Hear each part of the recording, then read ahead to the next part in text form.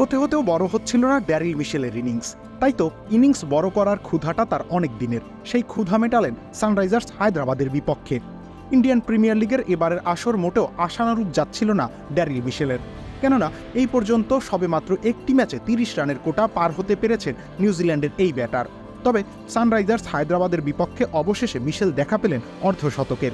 চেন্নাইয়ের চিদাম্বরম স্টেডিয়ামে মুখোমুখি হয় চেন্নাই সুপার কিংস ও সানরাইজার্স হায়দ্রাবাদ। হায়দ্রাবাদকে ২১৩ রানের লক্ষ্যমাত্রা ছুড়ে দেয় চেন্নাই। বিশাল এই রান গড়ার পেছনে কার্যকরী ভূমিকা পালন করেন অধিনায়ক ঋতুরাজ গায়কোয়াড়ের ৯৮ রানের ইনিংস। তীরে এসে তরি ডুবে যায় গায়কোয়াড়ের। তাছাড়া মিশেলের অর্ধশতক আর শিভাম দুবের পরিচিত দুর্দান্ত ইনিংসও গুরুত্বপূর্ণ ভূমিকা পালন করে। তবে স্বস্তির বিষয়, রানের চাকা আবারও সচল হল মিশেলের। এই ম্যাচে ৩২ বলে ১৬২.৫০ স্ট্রাইক রেটে ৭-৪ আর ১ ছক্কায় তিনি করেন ৫২ রান। তবে অর্ধশতক হাঁকানোর পরপরই সাজঘরে ফিরে যান এই ব্যাটিং অলরাউন্ডার।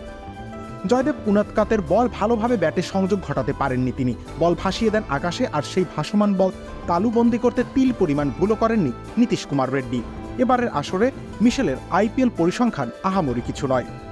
৮ ম্যাচে করেছেন মাত্র ১৭২ রান, ২৮.৬৭ গড়, ১২৬.৪৭ স্ট্রাইক রেটে ব্যাট করেছেন এই অলরাউন্ডার ব্যাটার। বল হাতে নেন মাত্র ১ উইকেট। অর্থাৎ মিশেলের আইপিএল জীবনে তপ্ত দুপুরে এক পশলা বৃষ্টির মতো এই অর্ধশতক। তাই আগামী ম্যাচগুলোতে রানের এই ধারা অব্যাহত রাখতে চাইবেন ড্যারিল মিশেল। রবিউল ইসলাম রানি, খেলা ৭১।